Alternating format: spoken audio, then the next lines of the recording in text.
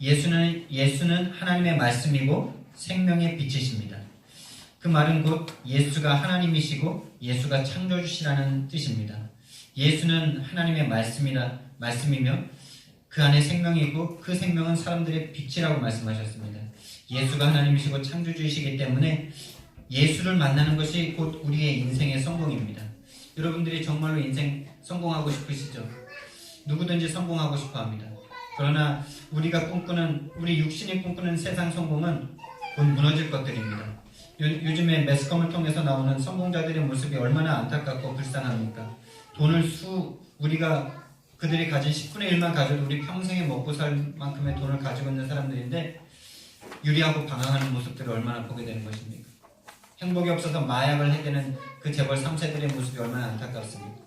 여러분, 세상에서 주는 그 성공이라고 생각하는 그 돈은 절대로 저와 여러분에게 행복을 주지 못합니다. 참된 만족을 주지 못합니다. 가지면 가질수록 공허해지고 마시면 마실수록 갈증이 나는 바닷물과 같은 것입니다. 그러나 예수님은, 하나님은 우리가 그분을 만나면 만날수록 왜 이렇게 행복하고 좋고 평안하고 세상에 줄 수 없는 참된 기쁨을 누릴 수 있는 것입니다. 여러분, 인생의 성공의 기준을 바꾸시기 바랍니다. 인생의 성공은 예수님을 만나는 것입니다. 예수를 만나서 내 근본을 알게 되는 것입니다. 내가 어디로부터 와서 무엇을 하고 살다가 어디로 가는지에 대한 답을 찾는 것, 그것만큼 더 큰 성공이 없습니다. 그 성공을 맛보게 되면 이 세상의 성공에 매이지 않을 수 있는 사람이 되는 것입니다. 그렇게 되면 이 세상을 이길 수 있는 사람이 되는 거예요. 이 세상의 가장 큰 권세는 바로 돈입니다. 돈으로 세상 사람들을 죽이기도 하고 살리기도 합니다. 그 돈에 매여서 자신의 생명도 팔고 몸도 팔고 다 파는 것이 이 세상입니다. 그런데 우리는 그 돈이 전부가 아니라는 것을 압니다. 그 사람들은 돈을 그렇게 따라가는 이유가 자기의 생명을 윤택하기 위해서인데, 우리는 우리의 생명이 돈이 아니고 우리의 생명이 이 생물학적인 어떤 이 심장이 뛰고 이런 것들이 우리의 생명이 아니라 이 생명을 유지시켜주고 이 생명의 근원이 예수님이라는 것을 알게 된 사람들이에요. 이 세상 사람들은 이 생명에 매여서 이 생명이 죽을까봐 결국에는 사탄에게, 돈에게, 세상 권력에게 종노릇하면서 살아갑니다. 그러나 우리는 우리의 생명이 예수님으로부터 온다는 것을 알게 된 자들이에요. 우리의 생명이 예수님이라는 것을 알게 된 자들입니다. 이 우주가 지금도 팽창하고 있고 지금도 이 지구가 빙글빙글 돌아가는데 우리는 어지럽지도 않죠. 얼마나 빠른 속도로 돌아가고 있는데 그 우주가 지금도 운행하고 있으면 정확한 질서 가운데 지금도 운영되고 있는 그 비밀, 그 운영되게 하는 그 힘이 바로 하나님이십니다. 예수님의 생명이십니다. 지금 우리의 심장이 죽을 때까지 한 번도 쉬지 않고 뛰고 있고 우리가 호흡을 주기까지 한 번도 멈추지 않을 수 있는 우리 안에 있는 이 어마어마한 이 어떤 기계보다도 정밀하고 놀라운 이 인간이라는 이 육체가 이렇게 질서정연하게 돌아가고 있는 그 원인이 어쩌다가 이렇게 된 게 아니라니까. 세상 사람들은 어쩌다가 이렇게 됐겠죠. 뭐 나만 살면 저 사람도 살고 이 사람도 살고 다 사는데 뭐 그게 뭐 신기한 거냐 이러거든요. 여러분, 우리가 이렇게 살고 있고 우리가 이렇게 보는 것을 느끼고 우리가 서로 말할 수 있고 이 심장이 정확하게 열렸다 닫혔다를 얼마나 정확하게 합니까? 여러분, 그 심장이 그렇게 질서정연하게 피가 들어올 때는 열리고 나갈 때는 또 닫히고 뭐 이런 거를 여러분들이 설계한 적이 한 번이라도 있습니까? 한 번도 그걸 우리가 관여해 본 적이 없어요. 태어나 보니까 이 정확하게 움직이는 이 육체가 우리에게 와 있는 거예요. 이 생명이 살아 움직일 수 있는 것은 바로 예수 그리스도 때문인 줄 믿습니다. 그것을 알게 된 거예요. 우리가 그 비밀을 알게 된 거예요. 그것을 알게 되니까 우리의 생명이 돈에 있지 않고 이 세상에 있지 않다는 것을 알기 때문에 이 세상을 건질 수 있는, 이 세상을 이길 수 있는 유일한 사람들이 바로 하나님의 사람들인 줄 믿습니다. 예수 만남이 인생의 참된 성공입니다. 예수 만나지 못해서 지금도 유리하고 방황하고 있는 자들에게 참된 인생의 성공을 선포하시기 바랍니다. 증거하시기 바랍니다. 너도 나처럼 예수 믿는 사람 되길 원한다. 그렇다면 우리는 이 인생 성공이신, 참된 인생 성공이신 예수님을 얼마나 누리고 있습니까? 얼마나 만나고 계십니까? 지난 한 주간에 저는 정말 내가 예수님을 얼마나 못 누리고 있는가를 너무나 많이 체험하고 어젯밤에도 정말 체험하고 그랬던 저였습니다. 여러분, 우리가 공부를 하면 할수록 뭘 느끼죠? 많이 배운 사람이면 배운 사람일수록 뭘 느끼냐? 내가 모르는 게 너무나 많다는 것을 느낍니다. 자기가 아는 그것 말고는 나머지는 다 모르는 거예요. 결국에는요. 근데 무식한 사람들은 뭐죠? 내가 알고 있는 게 전부예요. 그러니까 내가 제일 똑똑한 줄 알아요. 택시기사들이 제 세상에서 제일 똑똑한 것 같더라고요. 죄송합니다. 택시기사들을 비하하는 것은 아니고요. 그런 거예요. 못 배운 사람들이면 못 배운 사람들일수록 자기가 가진 게 전부라고 생각해요. 근데 배우면 배울수록 왜 지혜로워지느냐? 내가 가진 게 전부가 아니구나. 내가 정말 아는 것보다 모르는 게 엄청나게 많구나라는 것을 깨달으니까 겸손해지니까 지혜로워지는 거죠. 여러분, 많이 가지면 많이 가질수록 뭘 느낍니까? 내가 못 가진 게 더 많다는 걸 느끼게 되는 것입니다. 제가 왜 예수님과 함께하는 것을 더 많이 못 느끼니, 내가 예수님과 함께하는 것을 정말 못하고 있는 존재구나라는 것을 느끼는 이유가 무엇입니까?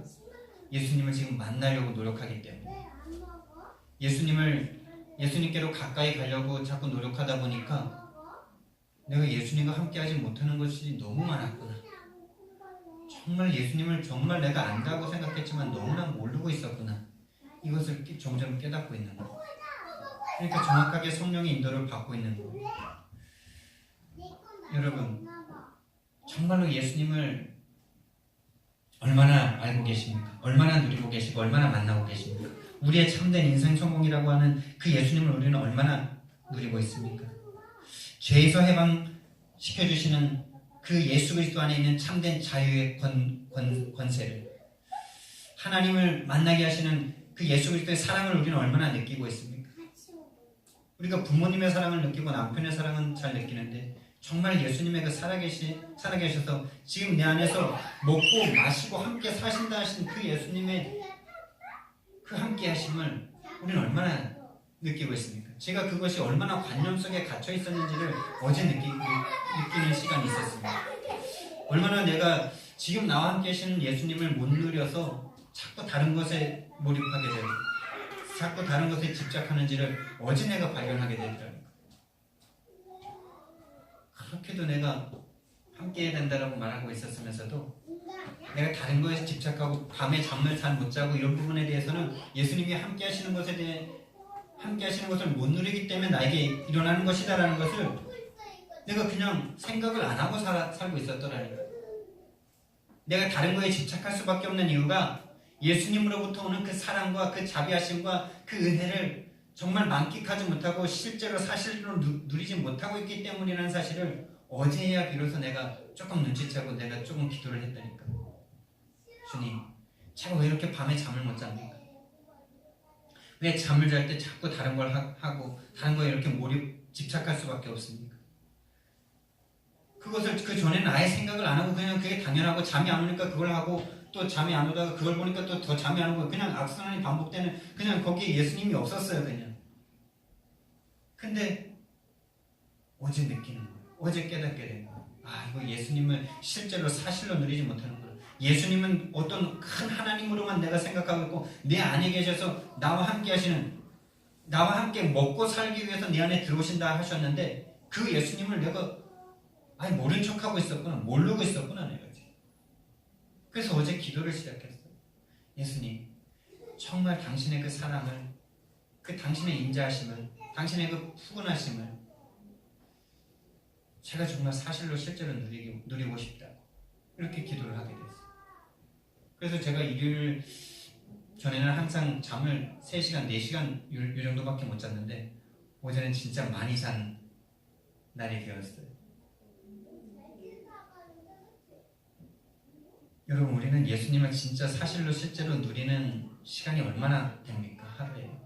우리가 예수님을 어떤 하나님이라고, 우리가 예수님이 나의 친구라고 말을 하면서도 실제로 친구로 이렇게 진짜 살갑게 느끼는 사람은 정말 느끼는 시간은 얼마나 됩니까?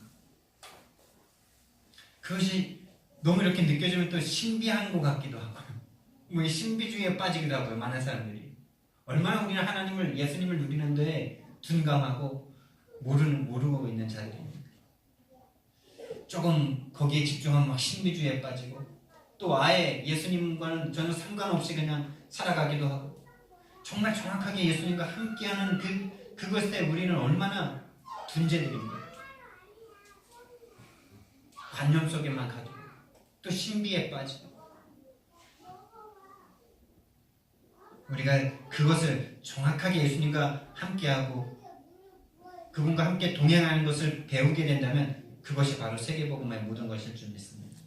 신비에 빠지지 않고 또 무관심에 빠지지 않고 정확하게 지금 나와 함께 하시는 예수님을 누릴 수 있다면 그것이 모든 것입니다.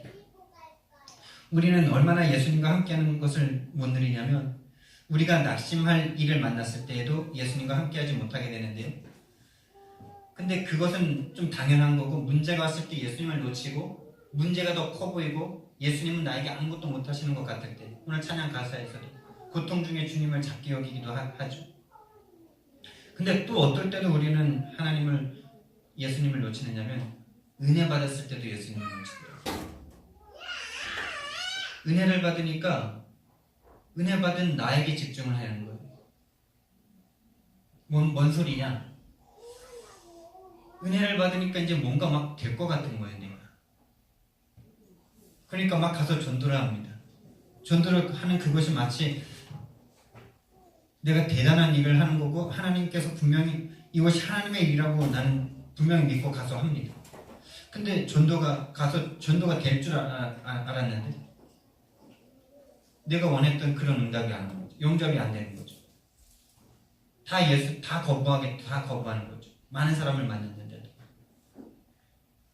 그러니까 제 반응이 뭐냐? 화가 나고 짜증이 나고 원망이 나고 도대체 뭐냐 하나님 왜 이러는 겁니까?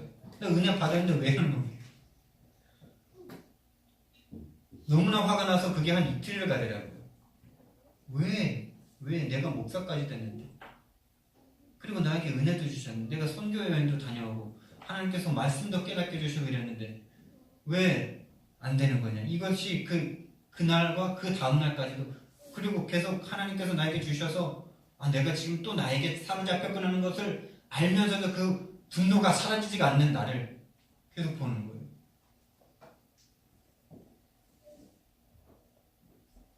얼마나 악합니까, 여러분? 오늘 찬양 가사에 또 그런 말씀이 있어요. 그런 가사가 있었죠.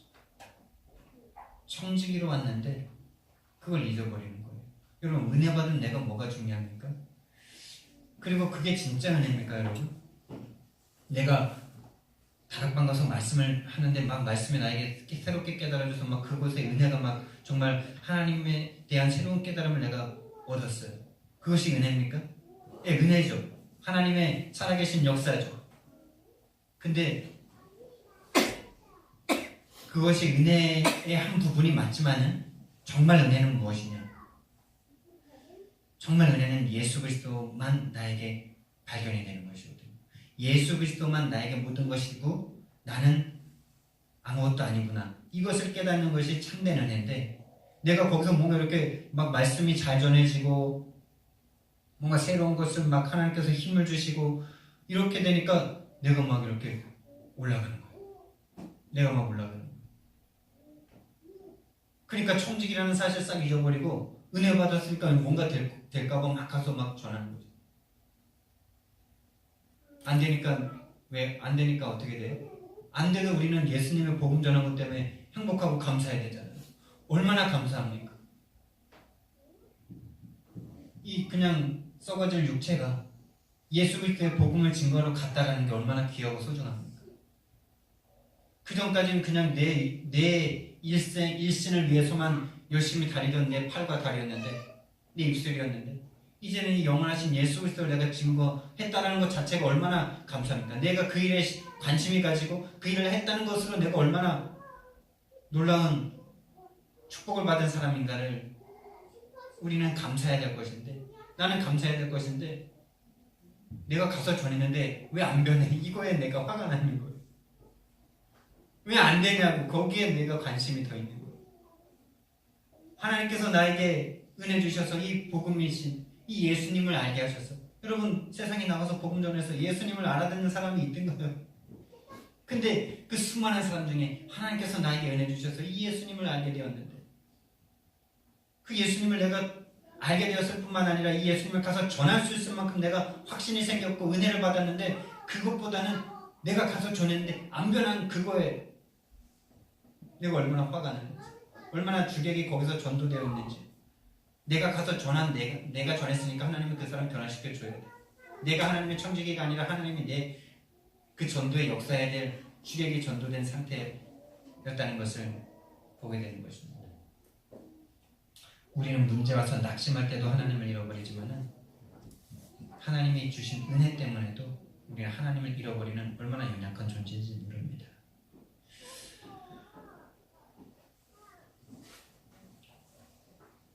그런 은혜는 참된 은혜가 아니죠.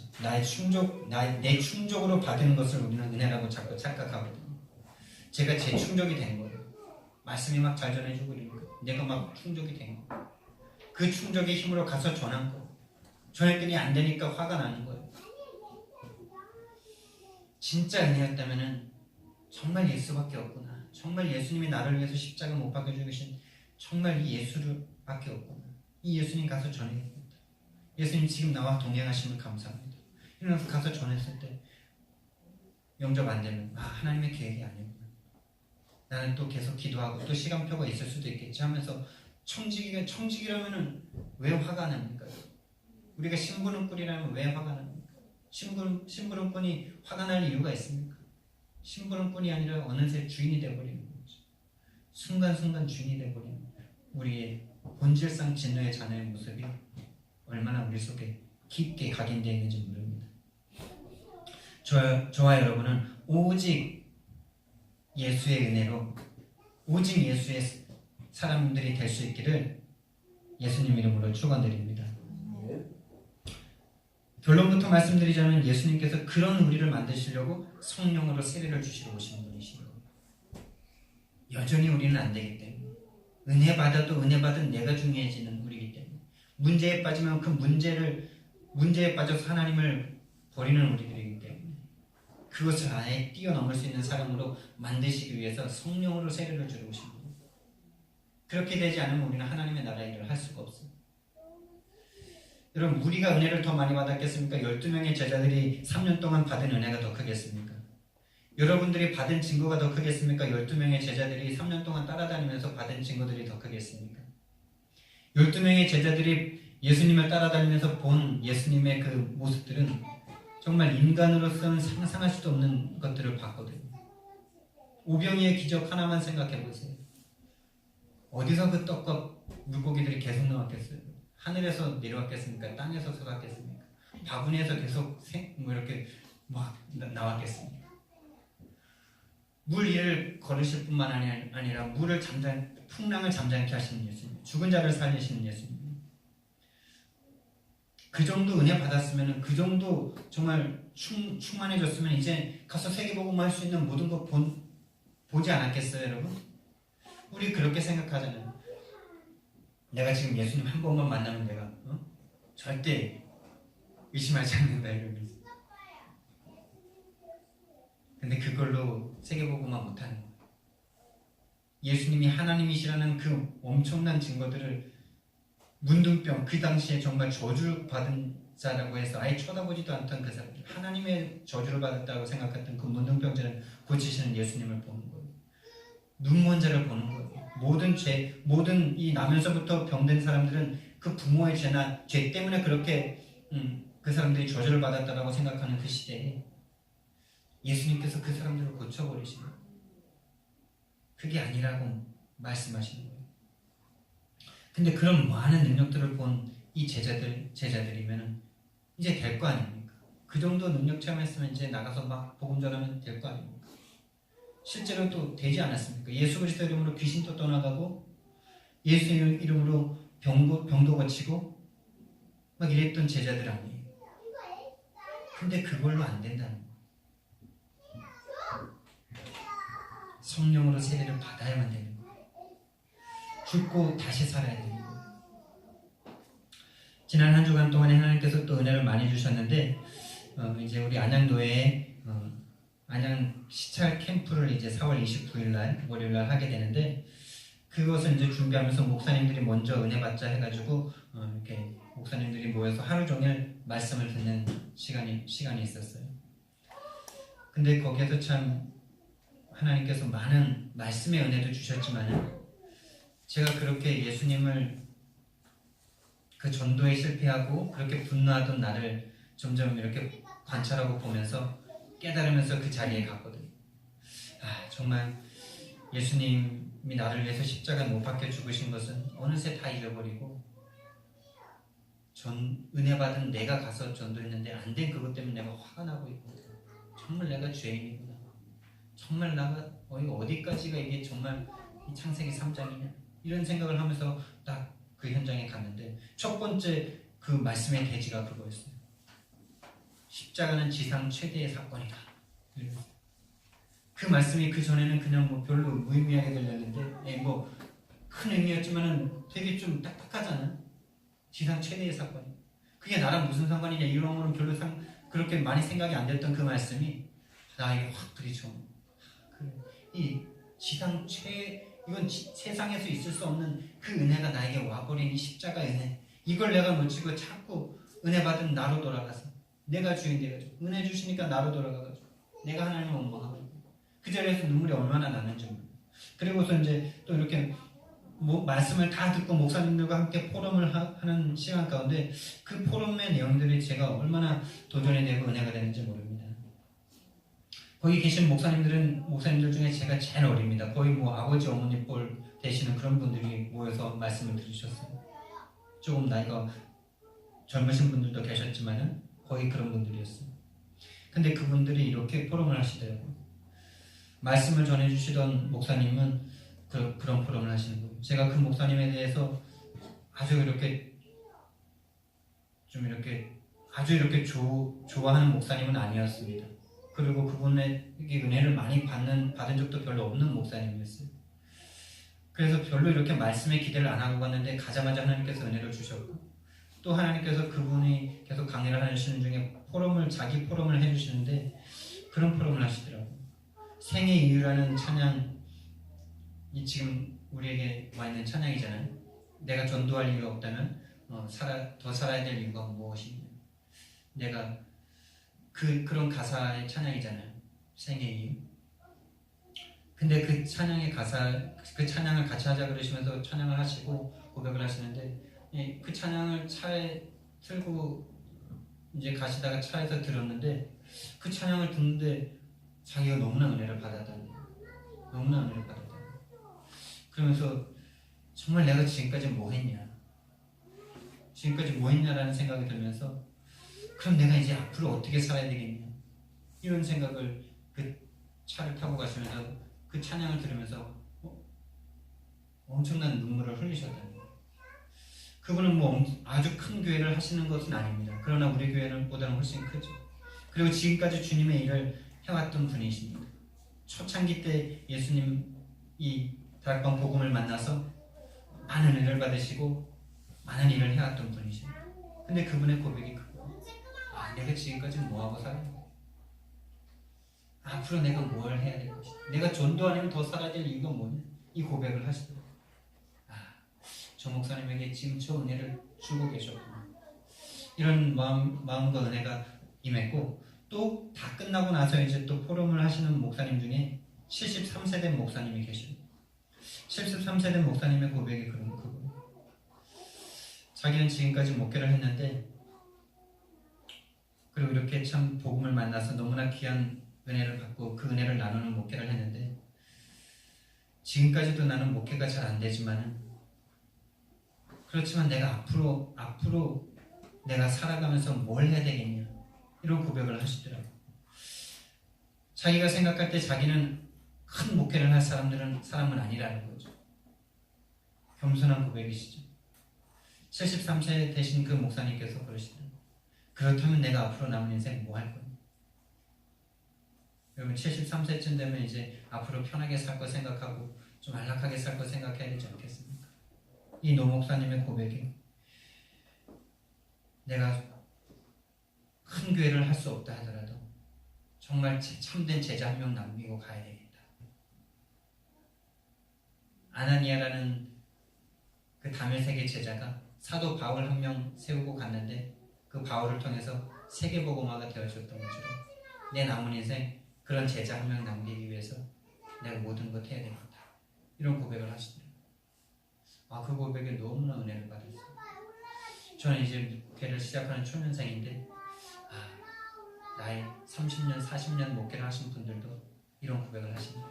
여러분, 우리는 언제나 새로운 시작입니다. 언제나 새로운 시작이에요. 나이가 많건 적건 상관없어요. 내가 정말 예수를 붙잡는 그때가, 정말 오직 예수 되는 그때가 언제나 새로운 시작이에요. 나이는 상관이 없어요. 아무리 나이가 젊고 똑똑해도 예수 놓치고 사는 인생은 무의미한 인생. 아무리 나이가 많아도 예수 붙잡고 예수를 새롭게 시작하는 그 인생이 참된 성공자의 인생인 줄 믿습니다.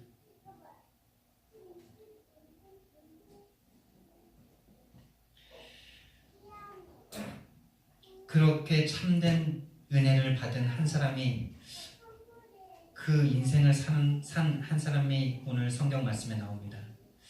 정말로 참된 은혜를 받고 그 참된 인생의 성공자의 길을 간 한 사람이 나오는데, 그 사람 이름이 바로 세례 요한입니다. 오늘 성경에서는 세례 요한이라고 안 하고 그냥 요한이라고 그러죠. 다른 모든 사복음서에서는 세례 요한이라고 말을 하는데, 이 요한은 똑같은 자기와 같은 이름의 사람이라서 그냥 요한이라고 하죠. 근데 이 요한은 어떤 사람이냐면요, 구약의 마지막 선지자입니다. 누가복음 16장 16절 말씀에 보면은 율법과 선지자는 요한의 때까지요, 그 후부터는 하나님 나라의 복음이 전파되어 사람마다 그리로 침입하느니라.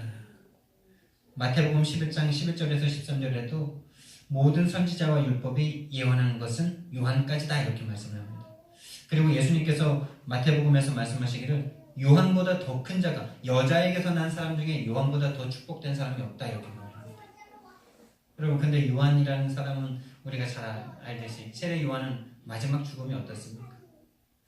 헤롯 왕의 잘못을, 그 헤롯 왕이 동생의 부인을 취하니까 그거 잘못됐다고 말하다가 그 딸이 생일잔치날 아주 아름답게 춤을 추니까 네 소원 무엇이든지 들어주겠다 하니까 그 엄마가 지금 세례 요한에게 계속 정죄를 당하잖아요.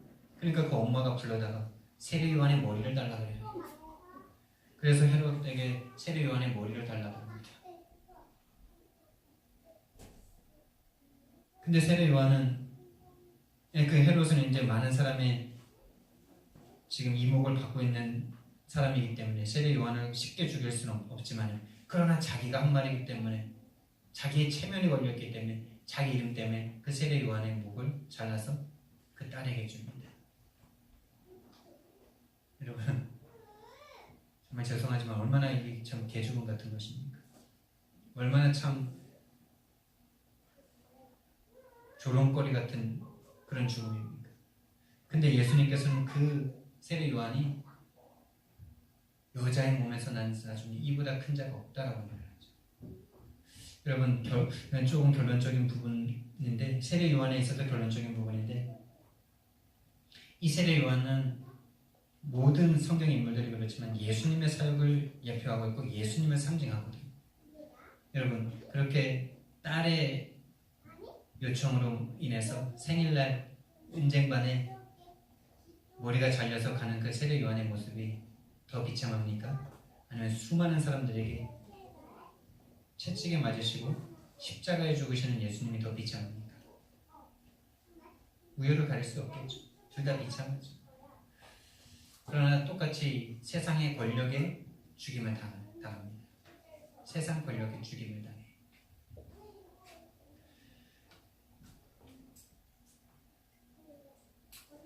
그 세례 요한의 모습을, 세례 요한을 여자의 몸에서 난 자 중에 가장 큰 자다, 가장 축복된 자다, 이렇게 말씀하십니다. 이 세례 요한은 어떤 사람이었냐면 명문 제사장 가문의 후손이었어요. 누가복음 1장 5절에서 6절에 보면은 이 사람의 배경이 나오고, 또 이 사람이 탄생하는 것도 누가복음에서 이렇게 자세하게 나옵니다. 예수님이 탄생하는 장면도 누가복음에서 가장 이렇게 자세하게 많은 스토리를 우리에게 들려줘요. 그런 부분들은 여러분이 한번 읽어보시면 참 재밌습니다. 그래서 이 사가랴라는 아버지와 엘리사벳이라는 엄마에게서 태어나는데, 이 사가랴라는 제사장은 아비야의 반열이다 이렇게 말을 합니다. 아비야라는 제사장 가문이라는 거예요. 이 아비야라는 사람은 어떤 사람이냐면 다윗 왕 때 가장 강력했던 신정국가이지 않았습니까? 그 중에 24명의 제사장이 있었어요. 아주 이렇게 가장 높은 사람 중에, 제사장 중에서도 가장 이렇게 쓰는 사람들이 24명이었다는 거죠. 그 24명의 제사장 중에 8번째의 반열의 제사장이었어요. 그러니까 아주 잘 나가는 제사장이죠. 아주 신임받는 제사장이죠. 그 제사장 가문이고 또 아론의 자손이에요. 이 아비야라는 사람은. 그리고 엘리사벳 또한 아론의 자손이다라고 말을 합니다. 그러니까 제사장 가문 중에서도 이 이스라엘 나라는 제일 성공한 사람이 대제사장 아닙니까? 제일 존경받고 제일 으뜸 가는 사람이 바로 대제사장인데 그 반열 가운데 있는 거예요. 아론이라면은 첫 대제사장 아닙니까? 그리고 누가복음 1장 6절 말씀에 보니까 이 사가랴와 엘리사벳이 뭐 그 당시에 또 제사장들이라고 해서 다 존경받고 이랬던 것이 아니라 제사장들이 싹 타락해가지고 로마랑 결속해가지고 로마로부터 자기 자리를 지키기 위해서 로마에게 순종하고 그 자리를 지키던, 그래서 백성들에게 막 손가락질을 당하던 그런 제사장들이거든요.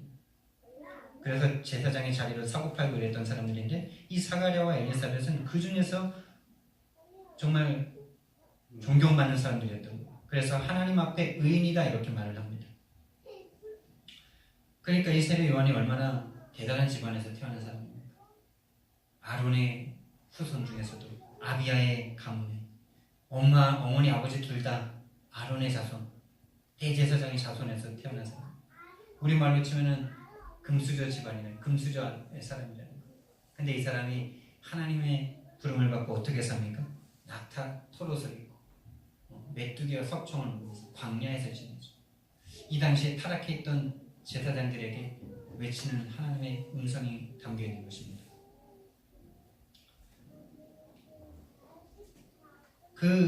이 세례 요한에게 이 이스라엘 사람들이 많이 와서 세례를 막 받는 거예요. 물 세례를 받는 거죠. 회개의 세례를 받는 거예요.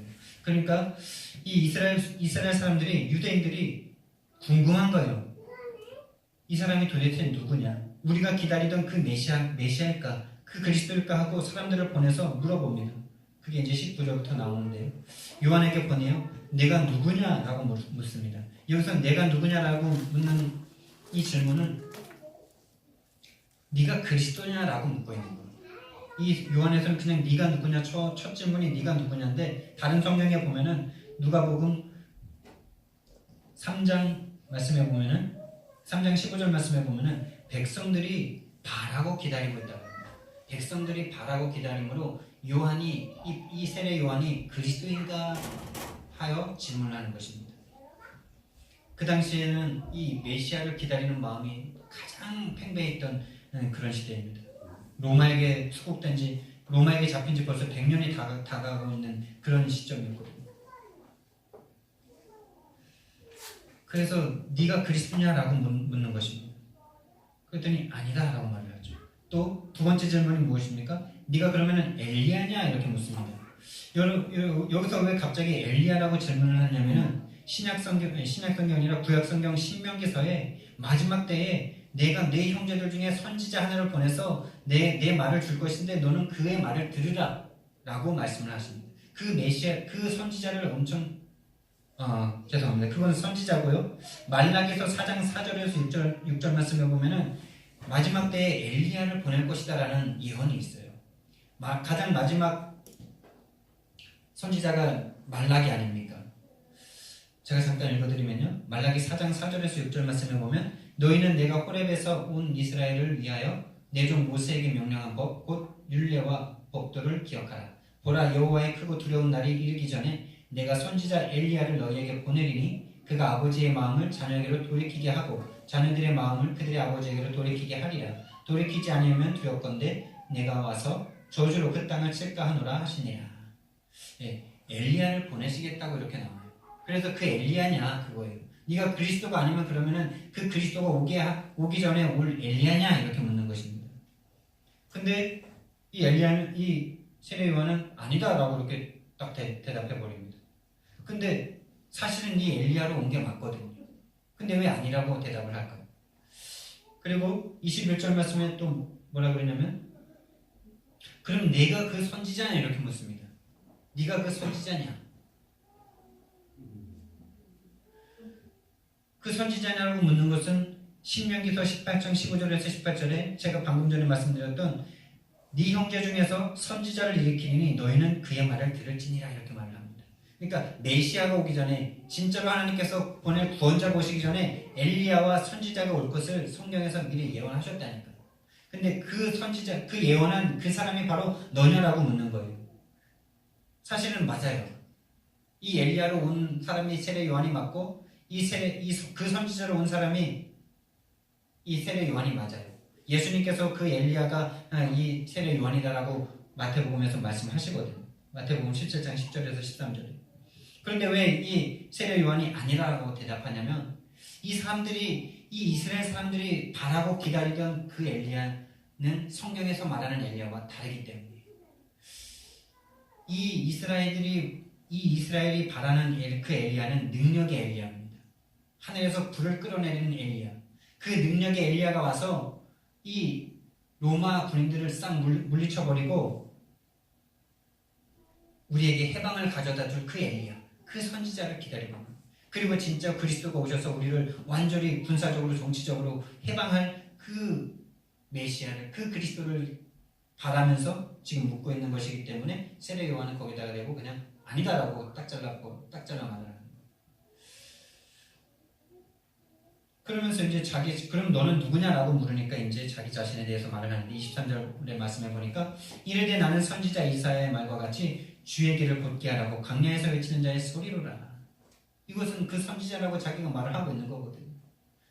그 선지자냐라고 물었는데 아니라고 말한 다음에 다시 나는 그 선지자라고 말을 하고 있는 거예요. 네, 너희들이 바라고 기다리던 그 선지자가 아니다. 성경에서 말하는 그 선지자로 내가 왔다 이렇게 말을 하고 있는 거예요.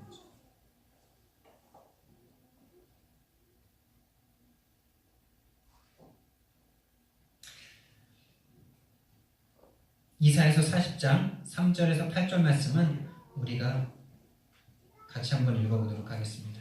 이사야서 40장 3절에서 8절 말씀.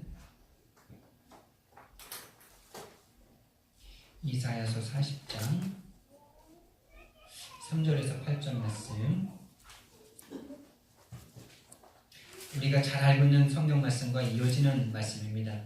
그리고 이 세례 요한이 와서 우리 성도들의 모습을 성도들이 어떻게 살아야 되는가에 대한 그런 모범도 되는 사람인데요. 그 말씀이 어떻게 연결되는가? 우리가 잘 알고 있는 말씀 이사야서 40장 8절 말씀이잖아요. 푸른 마르고 꽃은 시드나 우리 하나님의 말씀은 영원히 서리라. 자, 40장 3절부터 8절까지 같이 한번 읽습니다. 외치는 자의 소리여 이르되 너희는 광야에서 여호와의 길을 예비하라. 사막에서 우리 하나님의 대로를 평탄하게 하라. 골짜기마다 두두어지며 산마다 언덕마다 낮아지며 고르지 아니한 곳이 평탄하게 되며 험한 곳이 평지가 될 것이요 여호와의 영광이 나타나고 모든 육체가 그것을 함께 보리라. 이는 여호와의 입이 말씀하셨느니라. 말하는 자의 소리여 이르되 외치라. 대답하되 내가 무엇이라 외치리까 하니 이르되 모든 육체는 풀이요 그의 모든 아름다움은 들의 꽃과 같으니 푸른 마르고 꽃이 시들면 여호와의 기운이 그 위에 불미라. 이 백성은 실로 풀이로다.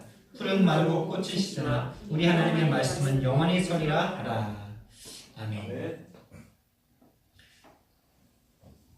선지자가 와서 말을 하는데 여호와의 길을 예비하라. 사막에 우리 하나님의 대로를 평탄하게 하라. 이것이 바로 하나님이 보낸 선지자 엘리야인 그 선지자인 세례 요한이 하는 일인 것입니다. 근데 그 사람이 그 하는 말이 결국에 무엇이냐? 이 세례 요한은 말하죠. 나는 그분의 신발끈도 풀지 못하겠다. 그러면서 또 요한복음 3장 말씀에서는 그는 흥하여야 하겠고 나는 쇠하여야 하리라 이렇게 말을 하는데요. 그것은 단지 이 세례 요한의 삶의 모습만이 아니죠. 우리 모든 성도들의 삶이 그렇게 되어야 된다는 거예요. 우리 모든 성도들의 삶은 우리가 어디로부터 왔는지에 대한 답을 찾은 사람들 아닙니까? 하나님으로부터 보냄받은 사람들 아닙니까? 그러면 우리는 그 예수님을 증거하라고, 예수님을 선전하라고 보냄받은 사람들이란 말이에요. 예수님을 이 땅에 선포하라고 보냄받은 사람들이라는 거예요. 그럼 그 사람들의 모습은 어떠냐? 푸른 마르고 꽃은 시드나 우리는 다 시들고 없어진다는 것입니다. 그러나 우리 하나님의 말씀은 영원히 서리라. 하나님의 말씀은 곧 예수 그리스도다. 예수 그리스도는 영원히 서리라.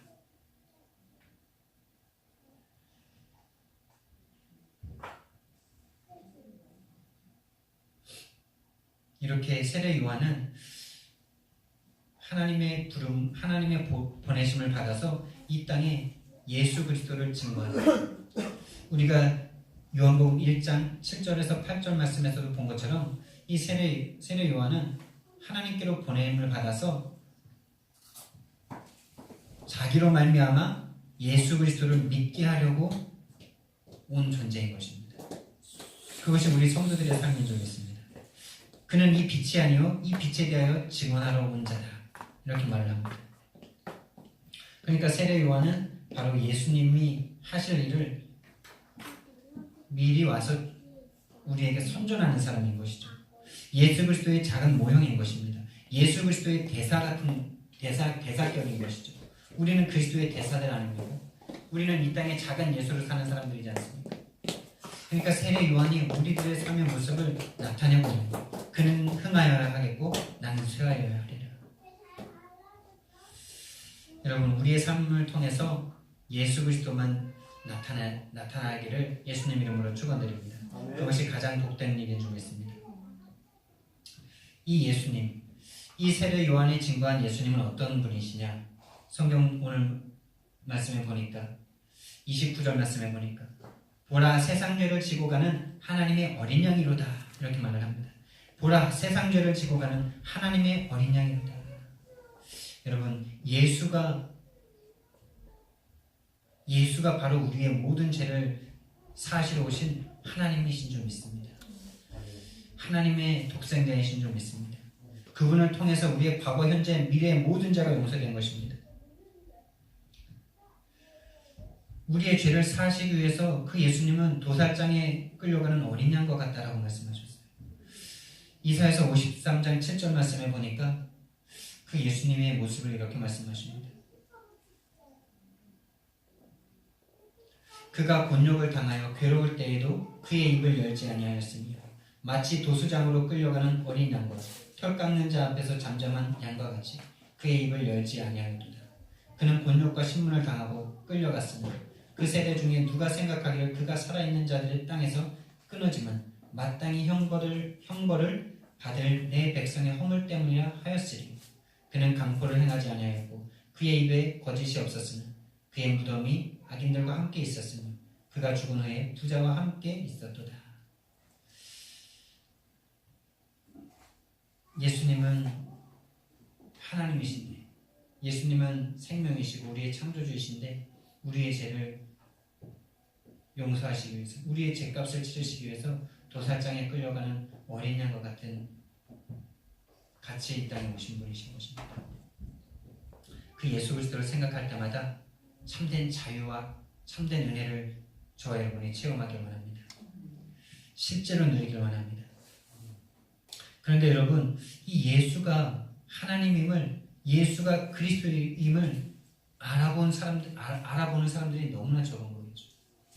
오늘날에도 적지만은 이 시대에 예수님을 그렇게 바라고 기다리던 이 사람들도 지금 시대만큼이나 오히려 더 예수님을 못 알아보는 거겠죠. 예수님을 못 알아봐요. 심지어 예수님이 이 성경 말씀처럼 도살장에 끌려가는 어린 양처럼 곤욕과 핍박을 당하시면서 죽어가시는 그 모습이 바로 성경에 이사야에서 예언되어 있는데도 그 예수님을 바라보면서 예수님이 그리스도인 줄 못 알아봅니다. 근데 우리가 예수님을 알아봤다니 이게 얼마나 놀라운 은혜입니까요? 저와 여러분은 세상에서 가장 큰 은혜를 받은 하나님의 사람입니다.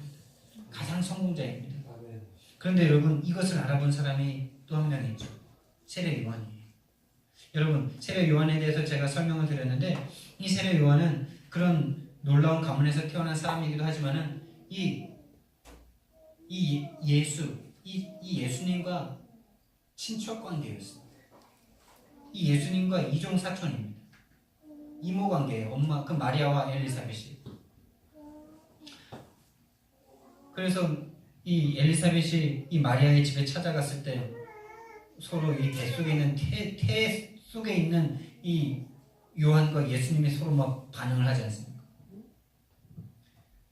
그럼 이종 사촌이면 어떤 사이였겠습니까? 어렸을 때부터 서로 먹고 막 같이 놀고 그랬던 사람이고,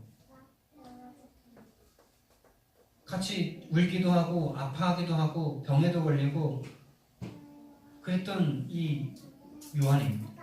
그런 예수님을 직접 본 거예요. 먹고 싸고 똑같이 병들고 아파하고 엄마의 보호하심을 받아야만 살 수 있는 그런 어린아이였을 때부터 커가는 이 예수님을 다 지켜본 세례 요한이에요. 근데 이 세례 요한이 그 예수님을 보고 지금 하나님이라고 말하고, 그 예수님이 그리스도라고 말을 하고 있는 거예요. 어떻게 모든 사람들은 성경을 그렇게 달달 외우듯이 연구하고 외웠던 이 바리새인들은 못 알아보던 이 예수님을 이 세례 요한은 알아보는 것입니까?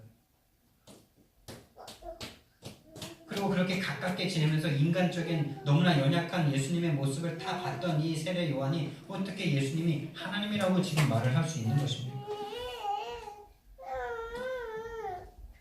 그것은 다른 이유가 없어요. 요한복음 1장 6절에 그 비밀이 한 가지 나오는 것입니다. 하나님께로부터 보냄을 받은 사람. 그럼 하나님께로 보냄을 받았기 때문에 세례 요한이 예수님을 알아볼 수 있는 거예요. 저와 여러분이 어떻게 예수님을 알아볼 수 있는지 아십니까? 저와 여러분이 어떻게 2000년 전에 그 이스라엘 땅에서 우리나라 사람도 아닌 그 예수님이 십자가를 지고 죽으셨는데, 그 십자가가 나의 대속을 위한, 나의 구원을 위한, 나를 묻는 이 사탄을 결박하시기 위한 하나님의 어린 양이었다고요. 내가 믿을 수 있는 이유가 도대체 무엇입니까? 그것이 믿어진다는 것이 믿어집니까? 그것이 믿어지는 여러분을 이해가 되십니까? 도저히 이해가 안 되는 거죠. 근데 믿어지는 걸 어떡하고, 왜 믿어지시는지 아십니까? 이 세례 같이 먹고 산 이 세례 요한이 예수님이 믿어진 게, 예수님이 하나님으로 보여진 것과 똑같은 것이죠. 그 이유는 하나님께로부터 보냄을 받았기 때문에. 여러분, 저와 여러분은 어쩌다가 이 세상에 태어난 사람이 아니라 엄마 아빠가 이렇게 결혼하셔가지고 태어난 그 수많은 사람 중에 한 사람이 아니라 하나님으로부터 보냄받은 하나님의 사람들인 줄 믿으시기 바랍니다. 그래서 우리는 예수님을 알아보게 됩니다. 그래서 예수님이 나의 하나님이시고 나를 위해서 십자가 지신 바로 하나님의 어린 양이라는 사실을 알게 된 놀라운 축복을 얻은 사람들이 된 것입니다.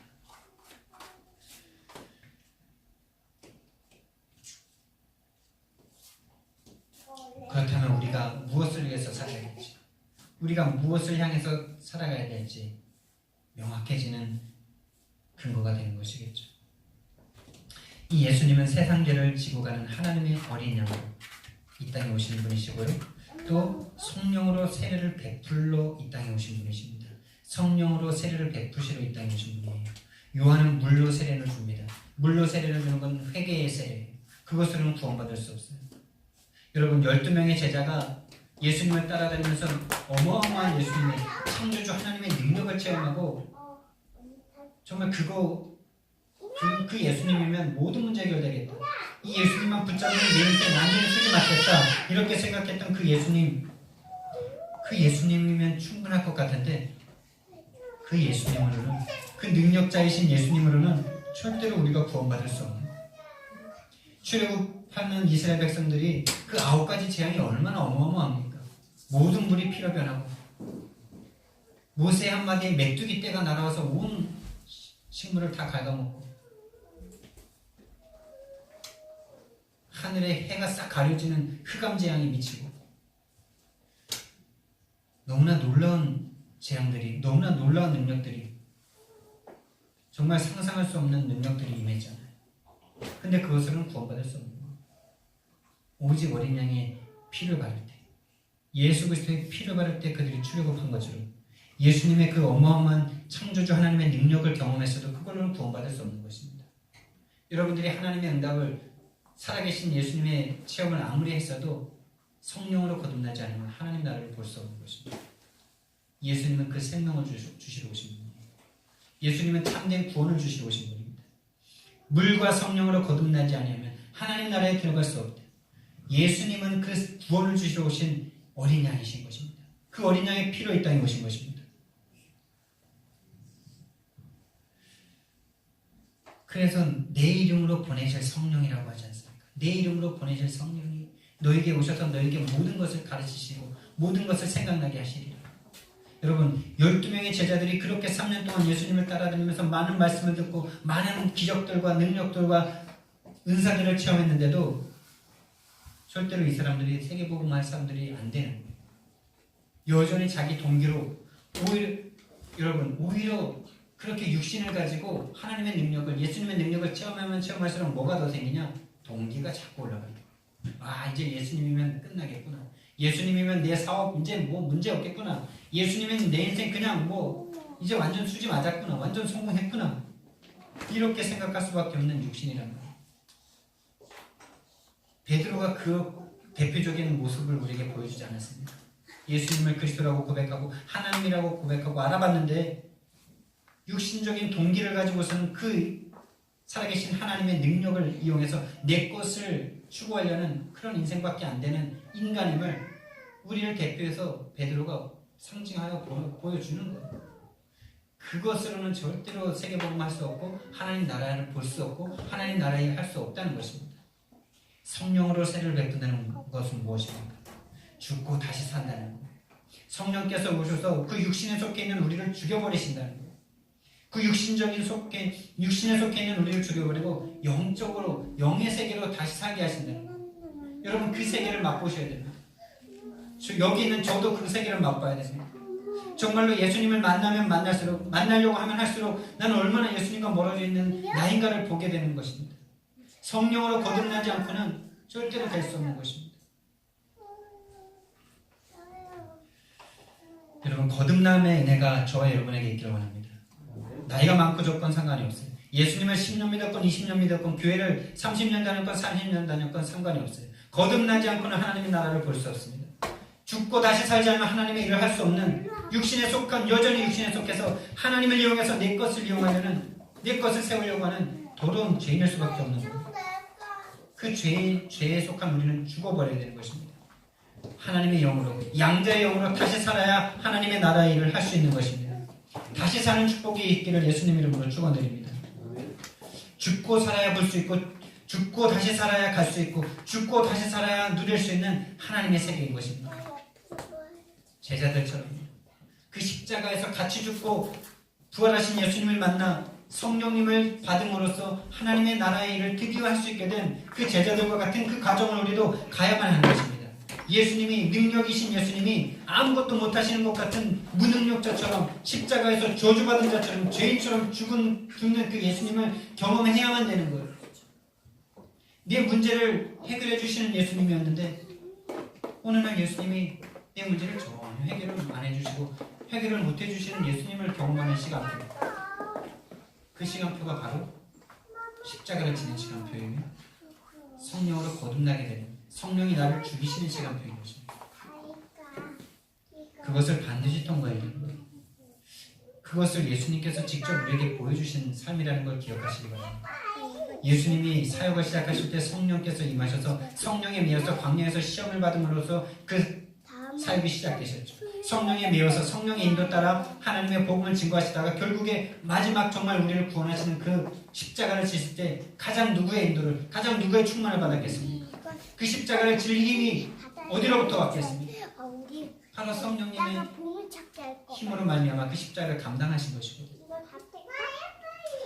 본인이 성령의 충만을 받아서 죽고 다시 사신 거예요. 우리에게 그 길을 가라고 보여주신 거예요.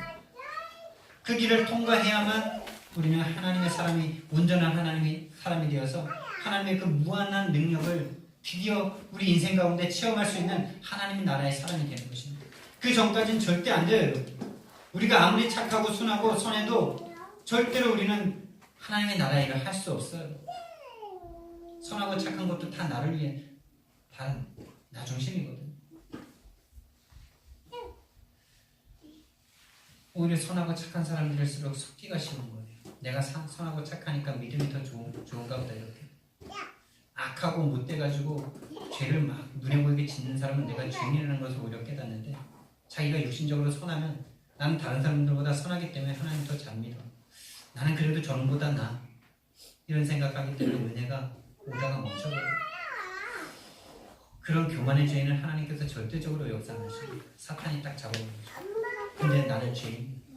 성격이 워낙에 들어가지고 죄를 막 눈에 보이게 짓는 사람들은 죄라는 것, 자기가 죄인이라는 것을 쉽게 보고 깨닫거든.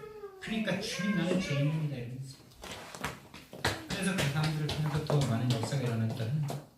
그러나 정말 이 착한 사람이 자기 선함이 아니라 이 선함이 정말 죄구나라는 것을 깨닫는 그 사람이 정말 깨달으면은 그 악한 사람이 죄를 깨닫는 것보다 더 큰 일을 하게 되는 것을 많이 보게 되는 것입니다. 거룩한 능력이거든. 선함의 능력, 그 죄와 멀리하는 능력이거든. 여러분, 성령으로 세례를 베푸는 이신 예수 그리스도로 말미암아 성령의 새롭게 하심을 체험하는 저와 여러분이 되기를 예수님 이름으로 축원드립니다. 사랑의 하나님, 은혜와 사랑을 감사를 드립니다. 주님